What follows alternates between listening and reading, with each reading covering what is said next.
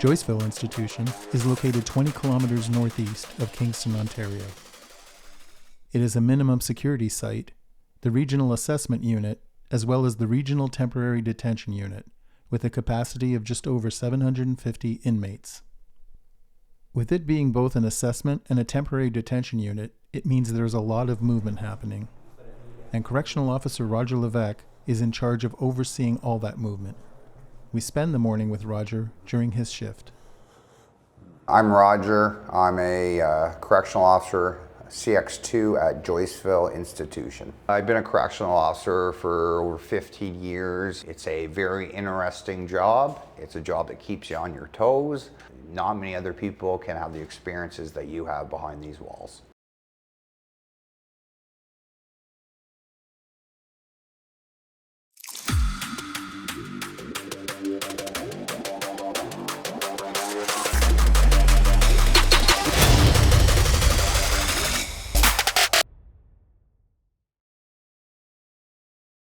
So Joyceville is a JU, which is an assessment unit. By that it means we're taking all the inmates in from provincial jails as they begin their federal sentence. When offenders get handed a federal sentence, they're usually already in a provincial jail, where they've been awaiting sentencing and a transfer to the federal institution. The Joyceville Assessment Unit is where that handover happens in Ontario. Federal offenders jailed in the provincial system arrive from buses and flights from across Ontario to the Joyceville Assessment Unit for processing. Once processed, they become federal inmates and await the decision on which federal institution they'll be sent to serve their sentence. While some may stay at Joyceville, most will be sent to other institutions across the province and across the country. So when they first arrive here from provincial, they're brought in, they're strip searched. At that point, they are fingerprinted, they have their photos taken. As they're here, they're being assessed to decide what institutions, what security level they go to after at that point, whether it be minimum, medium, or maximum security. The jail is then assessing everything from their healthcare needs, their program needs, their mental health needs, and of course their security needs, and then deciding on where they go from there. So they can be here for a brief amount of time or sometimes a bit longer depending on what they need to solve by the time they get here. It's easier for guys that have been in the federal system more than once, but most of them are first time when they come through here. And with sometimes potentially up to 50 new guys a week, it's a lot of information, it's a lot to do. So staff has to get as much as they can, which just helps us in the long run. We had already received, I think, 45 to 48, and that might be the first. There's probably still 30 to 40 of the inmates still down here, I guess.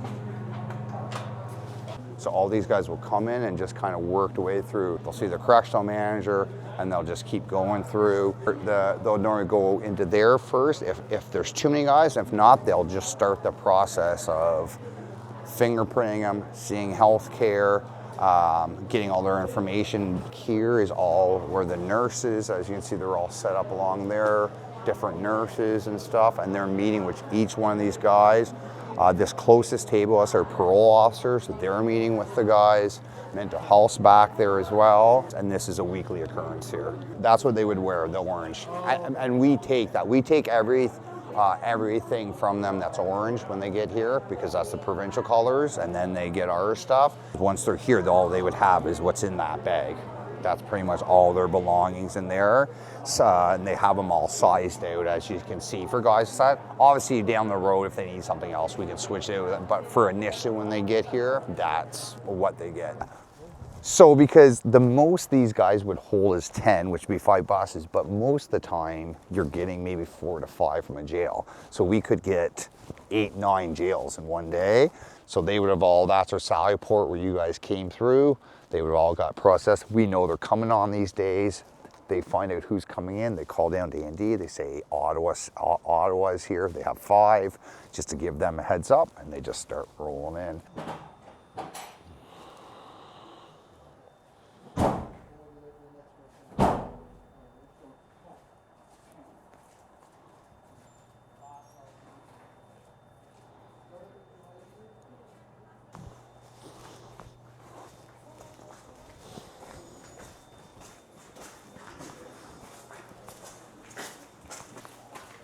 And then this is, as you see, all their stuff, because they'll take all that back with them. So as they're here, they'll get stripped, they'll get our clothing, they'll also get their cuffs back, and all that, and they'll take all that back with them.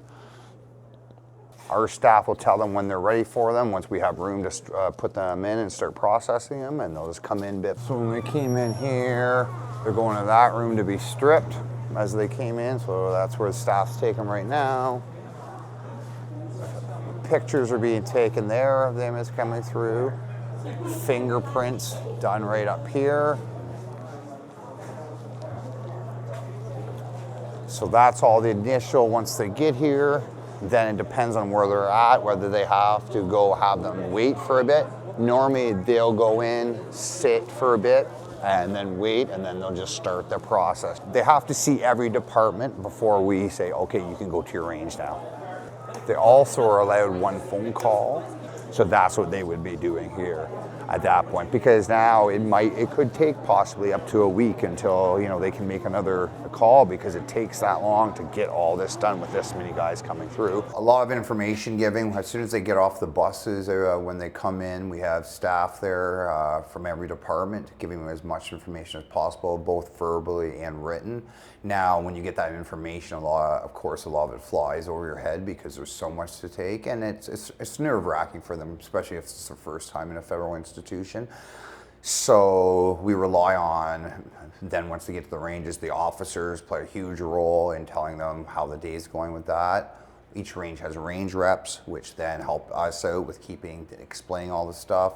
We post a lot of stuff on the ranges written to try to help guys out. But a lot of it is really they just learn by day to day and following the other guys that do it. Since we run a fairly tight routine in here, and every day is the same, it normally doesn't take too long to get a grasp on what we're doing since it falls at the same time basically every day. This is a very busy department. Staff down here is really good, and you have to be because they have a lot. And as I said, this is also flight week. So they're also, while doing all this and shipping guys out to local prisons like Collins Bay and Millhaven, they are also flying guys out across the country. So it's a never-ending type of place down here for them. But yeah, this is our A&D.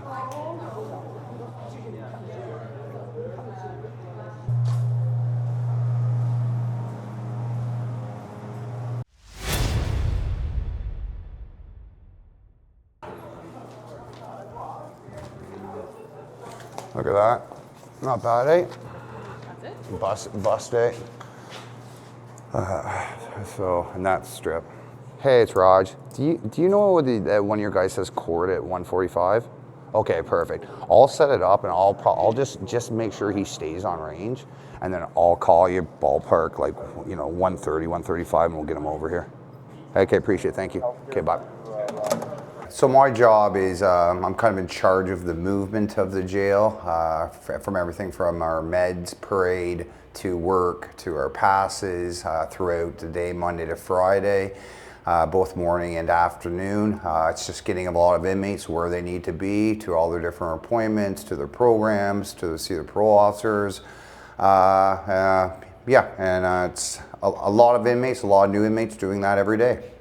Admin control to 4AB, you can send your workup and your passes, including your 845 healthcare mental health passes and your institutional court 4AB workup. And now they'll start coming. 4AB, Roger. You're good, man. That's it. So I consider my goal here is a lot of times when these inmates are coming off range and they're going to whether it be healthcare programs, whatnot, is they're now going in to deal with someone that's not a security part of our department.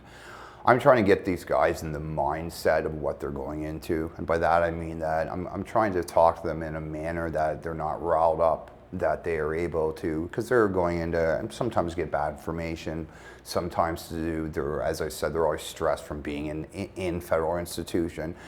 So I find that just talking to guys, it just helps the jail in general. When you can keep, I find you can dictate 90% of what happens in here just by being ahead of the game on it, by using your words and stuff before issues happen. Obviously you can't stop everything, but you can definitely stop a lot of stuff just by being ahead of the game on how you deal with stuff.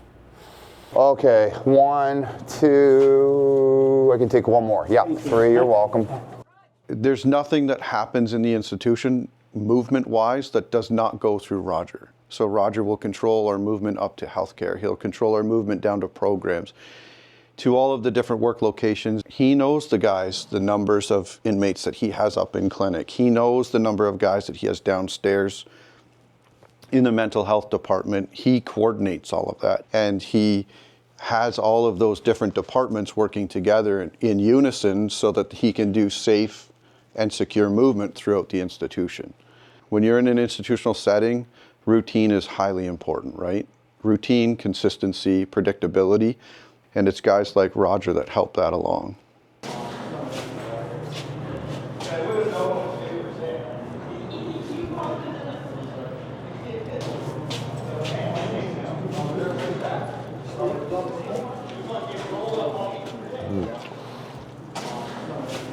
Altogether about 150 this morning, though my second group of healthcare will be about 20 that come later, so about 130 in this rush, and then I'll pick away at the rest of the healthcare and later. So I call them once I talk to the officer and find out that he has enough room, and then I call the next group of healthcare passes up at that.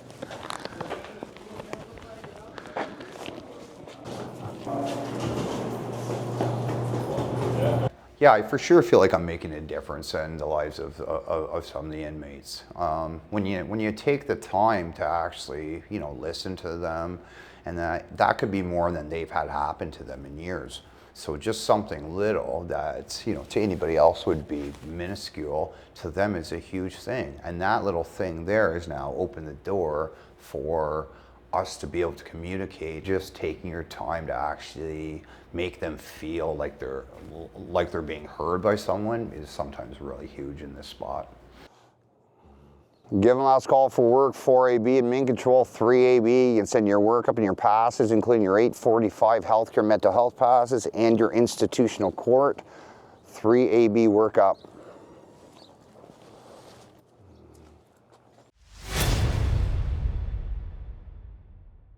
Admin went over to you for video court. Man, Roger, thank you. So probably at least once a day, if not a few times a day, we get requests for video court for these guys from across country, but north of the province. This one's from Ontario Court of Justice, Kingston. They give us all the information to punch them in. It's either through Teams or Zoom. Majority are through Zoom. I put in the information.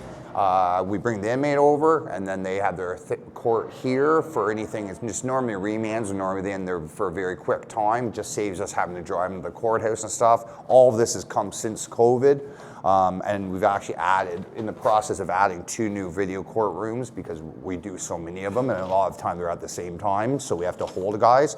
So yeah, we just use this room down here. So all we're doing is we're entering in the meeting ID, and then just enter. And they should pop up, say we're waiting, boom. So now it's up to the courts to do the rest. So I'll bring the guy in, he'll just have a seat here, and when the court's ready, that will just pop on. They do everything else. When the inmate's done, he just comes back out to us, and we normally send him back to the range. The only time it would change is if we had a guy from the max range, where then we'd have to keep an officer, because they're always under escort. We'd keep an officer. Please send your date of birth. There, it's on. So the officer announced on the PA before I came to clear, so that's why you'll see guys already moving. Where when I go to the strip, they wait till I come down there because we don't have that access here. So it just allows times to start getting wrapped up. All right. Thanks, guys. With the morning schedules wrapping up, Roger now clears the inmates from the different areas in the institution. They will be heading back to the ranges for lunch and the 12 o'clock inmate count.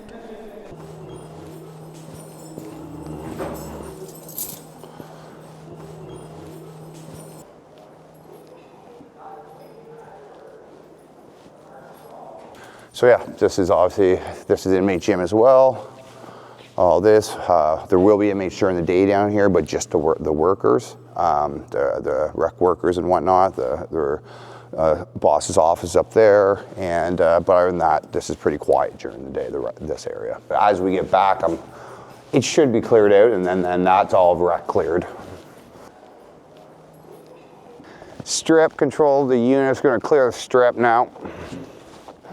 When I'm clearing, I go to the very end and I just make sure every guy comes this way. So when I'm done clearing the strip, the only inmates that will be left on the strip are the kitchen workers, which stay until the food carts go out and come back, and then they go back for a count. But other than that, all the inmates will be off the strip.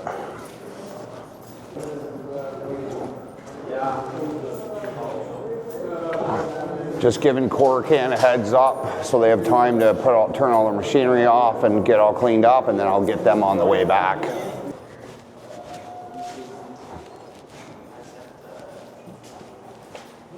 But right now it looks like this area's already been cleared. All right, just gonna send out a bunch of guys now.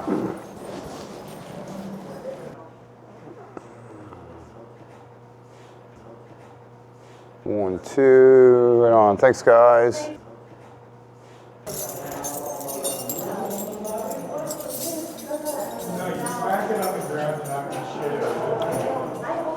We'll get them on the way back. I think they had guys.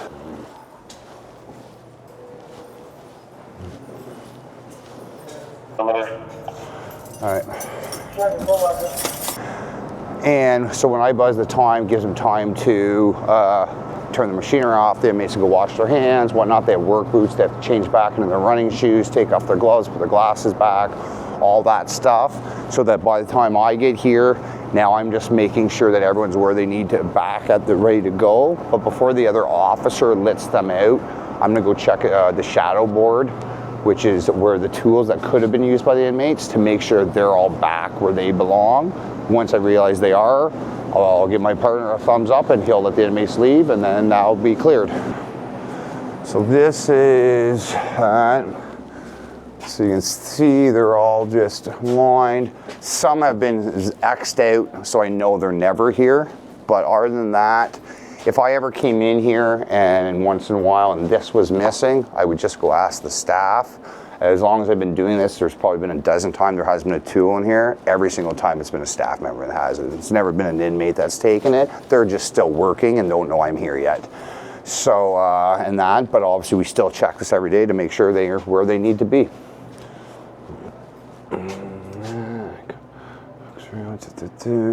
Now, the inmates just don't have free access to this room or anything, and that door would have been unlocked because I was coming, so that would normally be locked. And we're good. There. That's now, we've now cleared the jail, cleared recreation, cleared the strip, and now it's time for the food carts to go up and everyone to start eating. So because now we have, it's why I try to be done by 11:05, we have until 12 to get all these food carts up, everybody fed, all the food carts back, the kitchen workers back, and then the jail counts at 12. So it's why I'm very consistent on my times, is because we have things that we have to do, which is such as count at 12. I think now it's, like I said, approximately 650 inmates at, you know, obviously feeding them a few times a day. I mean, it's a lot. They're now just waiting, the inmates that are left, because when these carts come back after the inmates are left, they'll clean them, put everything away before they head back to the ranges. They get their meals here, so they can either eat it here or they'll take it back with them, just depending on what they want to do. So it looks like it might be Burger Day. You're concerned for your safety in the institution, like any time you're, I mean, even with an agitated inmate, because you're not, at that point, you don't know why the inmate's here. You're not sure what his background is, what he's willing to do, what he has done in the past. Obviously, the second there's a weapon brought into play, that raises that even more. And even as calm and relaxed as you can be, you will feel yourself build up the second that you're dealing with, you know, an incident where like this would go wrong. Especially if you're by yourself, because it might take a few seconds for your partners to get there, depending on where you are in the jail or what you're doing. And that's a worrisome feeling, especially when you're outnumbered. It's that. Overall, like most days, it's not something I deal with all the time in here, which is luckily.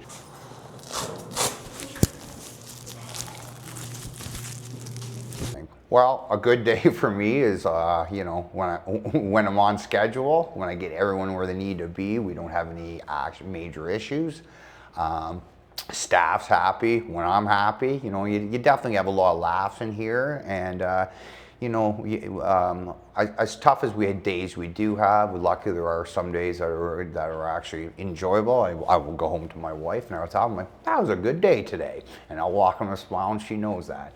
So yeah, anytime everyone goes home safe is where the goal is in here, and I mean everybody on both sides of the bars. That's our job, is to keep everybody safe. So when you can say do that, when I come in on Monday mornings, the first thing I ask to my bosses is I say, how was the weekend? And they'll say, slow, and I'll say, perfect, because that's what you're looking for, slow. That just means nothing's happening, and that's the goal in here, that everyone gets out of here safe at the end of the day.